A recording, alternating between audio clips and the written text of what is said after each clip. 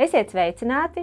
Šodien mums priekšā ļoti interesanta saruna par uzkrājošo dzīvības apdrošināšanu, un tēma nav izvēlēta nejauši. Pavisam nesen es noklausījos vienu online finanšu kursu un sapratu, ka man steidzami ir jāskārto savas finanses. Un šis te jautājums mani uzrunāja tieši no nodokļu atmaksas aspekta, bet par to nedaudz vēlāk. Vispirms es stādīšu priekšā savu šīs dienas sarunas biedreni, Compensa Life pārdošanas direktoru Lindu Kuplo. Sveika, Linda! Un mēs parunāsim par to, vai uzkrājošā dzīvības apdrošināšana tik tiešām var mums palīdzēt tādas nodrošinātas vecumdienas garantēt un galu galā varbūt piepildīt arī kādu sapni. Bet sāksim varbūt ar tādu vispārīgāku jautājumu, ko tad sevī ietver uzkrājošā dzīvības apdrošināšana? Uzkrājošā dzīvības apdrošināšana ir iespēja ilgtermiņā, ar uzsvaru uz ilgtermiņā, uzkrāt finanšu līdzekļus un vienlaicīgi arī apdrošināt dzīvību. Ja es tagad nolēmju, un starp citu, es to arī grasos darīt, jo es šobrīd vēl neizmantoju šo pakalpojumu, bet, kā jau es minēju, domājis esmu arī agrāk. Bet kādi būs mani ieguvumi? Pirmām kārtām tātad ieguvums būs manis pieminētā dzīvības apdrošināšana, kas nozīmē ģimenei, principā finanšu garantiju pēkšņas nelaimes gadījumā. Otrs ir iespējams arī iegādāties nelaimes gadījumu un kritisko slimību apdrošināšanu. Trešais tad ir tas pats uzkrājošais faktors, tātad veidojam uzkrājumu, un uzkrājuma ienesīgums jau ir atkarīgs no konkrētā klienta, konkrētā cilvēka izvēlētās ieguldījumu stratēģijas. Ceturtais tātad ir iespēja arī saņemt atpakaļ no valsts nodokļus, iedzīvotāju ienākumu nodokli. Kādi ir nosacījumi, lai es varētu saņemt šo nodokļu atmaksu? Tātad saņemt var atpakaļ 20% no maksājumiem uzkrājošajā dzīvības apdrošināšanā ar nosacījumu, ka tie nepārsniedz 10% no bruto ieņēmumiem un nepārsniedz 4000 eiro. Tie maksājumi tātad uzkrājošā dzīvības apdrošināšanā, un viens no vissvarīgākajiem nosacījumiem arī, ka līgums ir noslēgts uz 10 gadiem. Vai tad, ja es vispār domāju par uzkrājošo dzīvības apdrošināšanu, vai man īstermiņā es jau vispār nedomāju taču?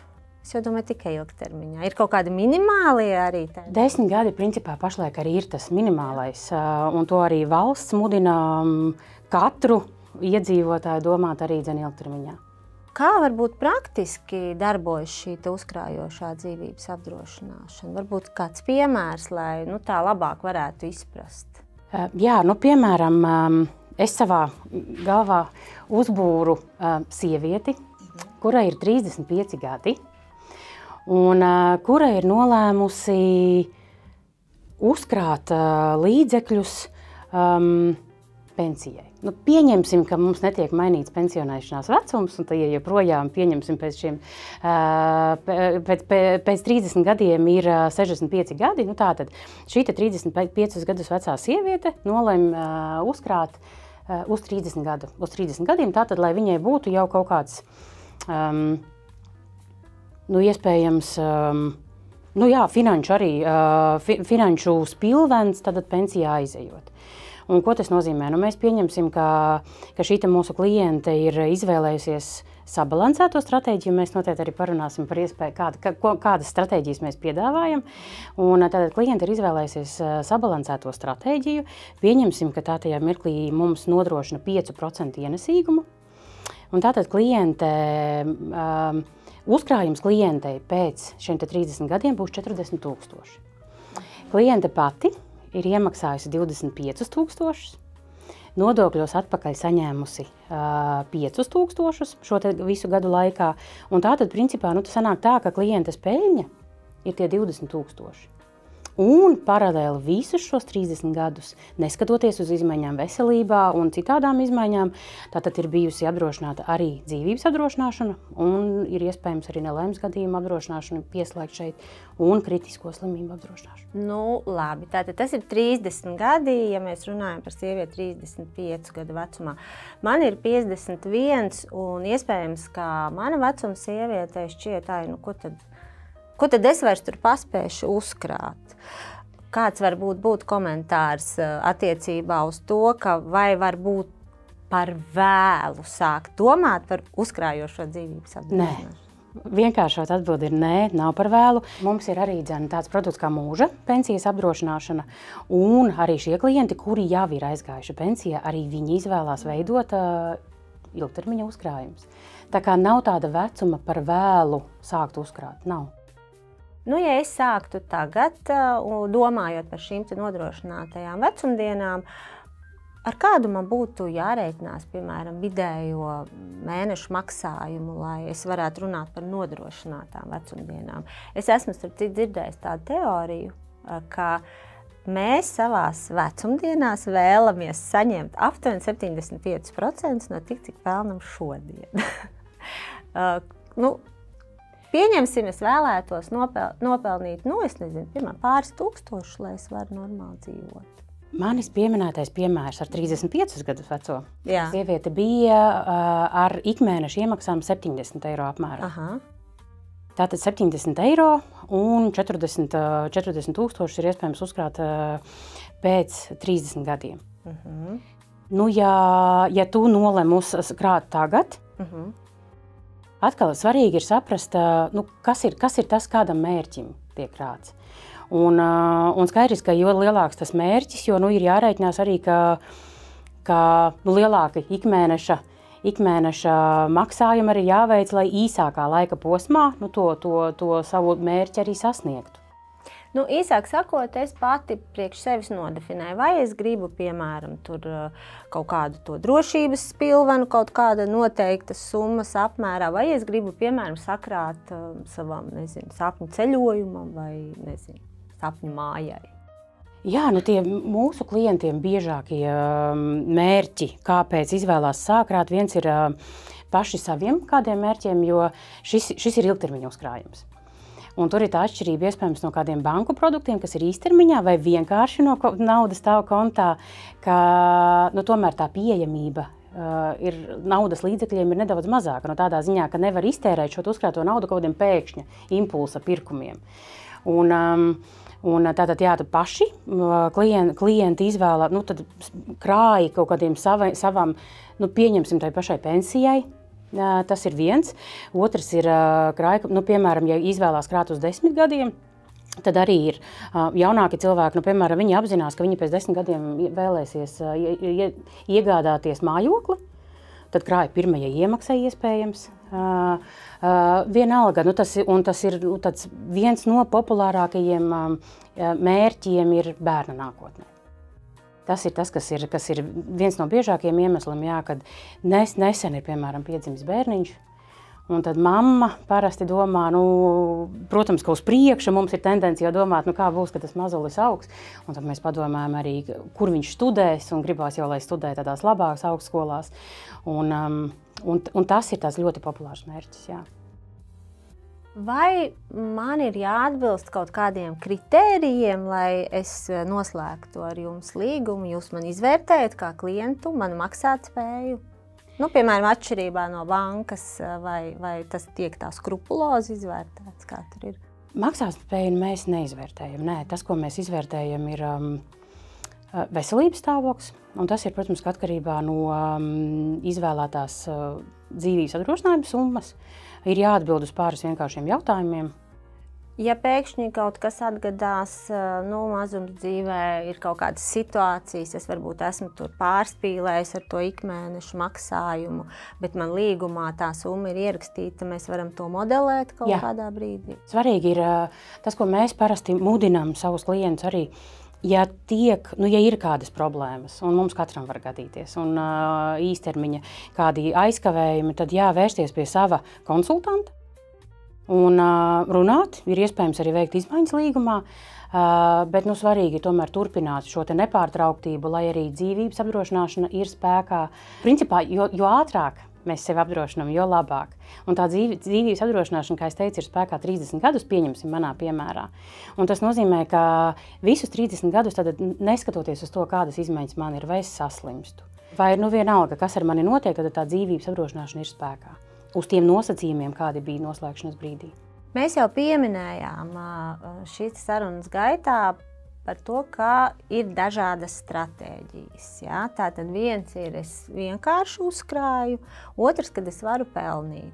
Tavā piemērā bija tas tāds komfortablais scenārijs. Ja? Ja es gribu tomēr vairāk nopelnīt un varbūt arī esmu gatava vairāk riskēt, varbūt pastāstīt. Mums ir 3 ieguldījuma stratēģijas. Tātad konservatīvā, kas ir piemērotāka cilvēkiem, kas negrib riskēt, un tur attiecīgi mēs tad arī ieguldam fondos, kas ir ļoti ar prātīgu stratēģiju veidoti, un kas ir jāsaprot saistībā ar ieguldījumu fondiem un vispār riska apetīti vai stratēģiju ieguldījumu. Tātad, jo riskantāks ir ieguldījumu fonds, jo lielākas svārstības var notikt. Tātad, jo lielāka apetīte, jo lielākas svārstības. Šis fonds var vairāk nopelnīt, bet brīžos, kad ekonomikā neiet tik labi, viņš arī krīt vairāk. Aktīvā stratēģija ir izdevīga ilgtermiņā.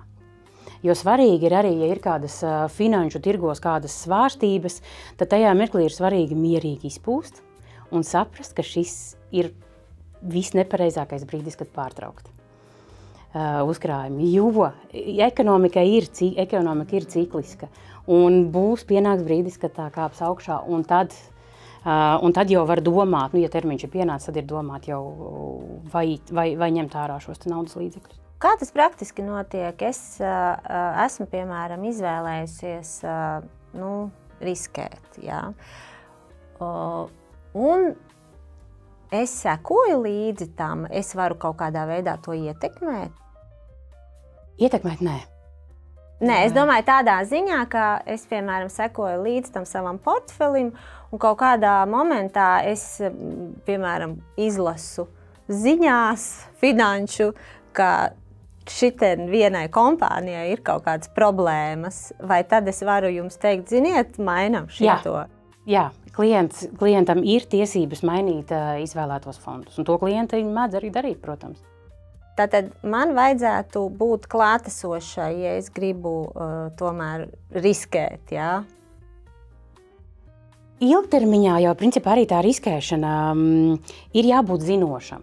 Ir jāsaprot, ko tas nozīmē, ka mainās cenas, vai cik ir, kurā mirklī ir īstais mirklis, pieņemsim to fondu mainīt, un kurā mirklī varbūt nevajag arī, vajag pagaidīt, kamēr fonda darbība ies uz augšu, un tad ir jo lielāka cena, jo izdevīgāk viņu ir pārdot. Vai ne? Un, līdz ar to, ja vien nav pārliecības par savu finanšu tirgus izpratni, es teiktu, iespējams, ka labāk ir uzticēties fondu pārvaldītājiem. Mēs sadarbojamies tikai un vienīgi ar starptautiski atpazīstamiem un uzticamiem fondu pārvaldītājiem. Mums ir vairāki sadarbības partneri. Bet tāpat laikā, ja ir tā sajūta un klients zina finanšu tirgus un saprot, tad, protams, ka vēršās pie mums un dod ziņu, ka, hei, es gribu šo ieguldījumu fondu mainīt uz šo manis izvēlēto. Man liekas, ka tas tomēr ir tā atbildīgi tomēr skatīties, kas tad gal galā notiek ar to manu naudu. Klienti skatās, un mēs arī mudinām, un mēs arī mūsu mājaslapā ir iespējams sekot līdzi ieguldījumu fondu cenām.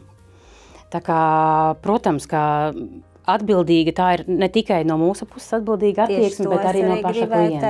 Tieši to es gribēju teikt, jo tad, kad pēkšņi mēs redzam, ka tur kaut kas ir noticis, naudas palicis mazāko, tad mēs vainojam ne jau sevi, protams, vai ne? Tātad, ja es pareizi sapratu, tad šī te uzkrājošā dzīvības apdrošināšana sevi ietver tādus 2 veidus. Viens ir uzkrājums, un otrs ir pati tā apdrošināšana. Vai abi šie veidi balstās uz tādiem vienādiem noteikumiem? uzkrājums veidojās pamazām. Tad uzkrājums veidojās tā, kā mēs iemaksājam katru mēnesi savas izvēlētās summas. Un tā tas uzkrājums tad uzkrājas. Savukārt apdrošināšanas sadaļa, tā ir spēkā uzreiz. Un nobeigumā varbūt vēl daži jautājumi, kurus es saņēmu no saviem sekotājiem. Uz dažiem jau mēs esam atbildējuši, bet varbūt pieprecizēsim, vai dzīvības apdrošināšana attiecās arī uz slimībām vai tikai nelaimes gadījumiem? Mēs izmaksājam atlīdzību dzīvības apdrošināšanas gadījumā, gan, ja mūsu klients ir aizgājis slimības dēļ, gan nelaimes gadījuma dēļ.